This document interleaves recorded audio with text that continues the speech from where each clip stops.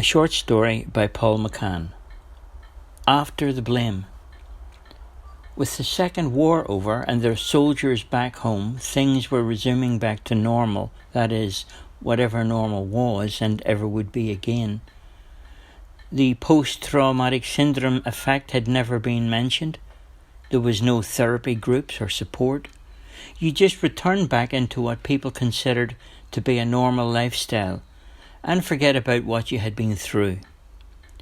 It was 1946 when people started to arrive in boatloads to Australia from countries that had experienced the deprivation of their human rights in prison camps in Germany.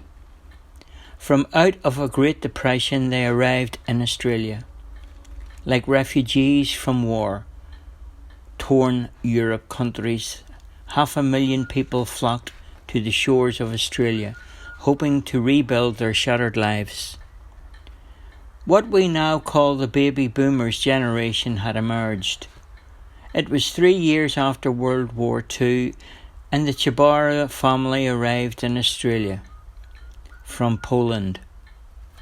Mother Maria and her husband Tat. Within a year of their arrival, they had their first child, Katrona. Then one after the other children arrived. Christina, John, Donna and Albert. Tat never spoke any English and often had times when he flew off the handle. It was hard to say what triggered his temper outbursts, but whatever happened, the kids all got very frightened. Things were thrown around the room and you got hit if you got in the way. He started to drink a lot and often had late nights and knocking off work early. Tat was not a tradesman, and the only job he could find was digging ditches for the water board. He worked 6 days a week, and Maria stayed home and looked after the children until they were old enough to look after themselves. Maria couldn't cope with Tat's behaviour, and they began to argue and fight most of the time they were together. Tat usually stormed out of the house. One night he left and he never returned. For a while, Maria got a job stitching jeans in a factory in the back of a suburban factory in Melbourne. The children were left at home to look after themselves. It was about 1960 and times were changing. The music and fashion scene made a big impact on most young people who were changing with the times. Everyone was hip or trad except for the Chibaras. Since Tat left them and Maria took on a full-time job, the household was being run on raw nerves and poverty. It must be said that since the war, many people couldn't adapt to peacetime. Tat hadn't really fitted in to his new way of life in Australia. Maria was isolated, and the memories of a war that never really ended had still hung over her head and like a noose around her neck. People around the neighbourhood often regarded the Chibaras as a bit different and unapproachable. Some kids would tell Maria to go back to where she came from. If only, but Maria had forgot where that was. Maria worked long hours to earn just enough to feed her family and pay the bills.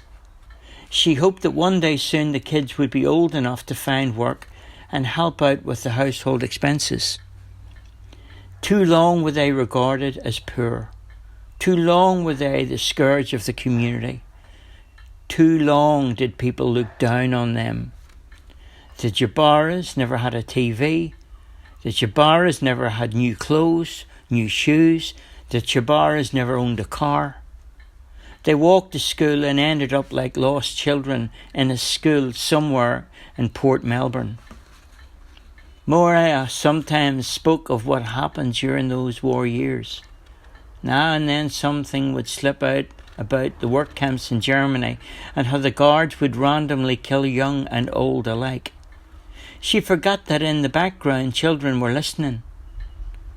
As the years passed, the baby boomer generation had become part of the Australian fabric. But here and there it was fraying and tottering at the seams. By 1966, apart from eating together at dinner and going to Mass on Sunday, the Tjabara's never spent much time together. The Tjabara's kids were now old enough to make decisions for themselves. When Katrina was 21, in 1967, she left the family and got married. Maria accepted the fact that one day she would be left on her own. Being aware of her family's situation, she pretended to be brave. She even seemed content about the way things had turned out in her life and blocked out the memories of war from her history. She hid away everything about her past, and eventually she had made sure her life could continue quietly and without interruption. That's when, out of the blue, Tat returned. Like a bolt out of the blue, he decided to make contact with her. Now things started to fall apart for the whole family again. Tat needed them, but they never really needed him. Tat eventually broke the news that his life was coming to an end. He had been diagnosed with a terminal cancer and only had a short time left to live, and wanted to give his family a new beginning instead of what he had left behind. For many years, Tat had been living in a caravan with another man who drank a lot and came from the same country as he did. He told Maria about a treasure that had been buried away during the war. One night his companion passed on this information that he had been given from a man sent to the gas chamber in a concentration camp in Germany. Now that both men had died, Tat was convinced that he was probably the only one alive who knew about this treasure that had been buried before the Germans took Poland. Tat had a map with names and places and buildings on it.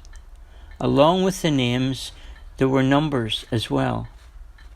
And as it turned out, the numbers were a combination, and the treasure was gold and jewels that were locked inside a safe that was under the floor of a Polish university. For the remainder of their lives, the Tjabaras lived a comfortable existence. Tat was placed in palliative care until he died, and he died happy and at peace. That's the end of the story.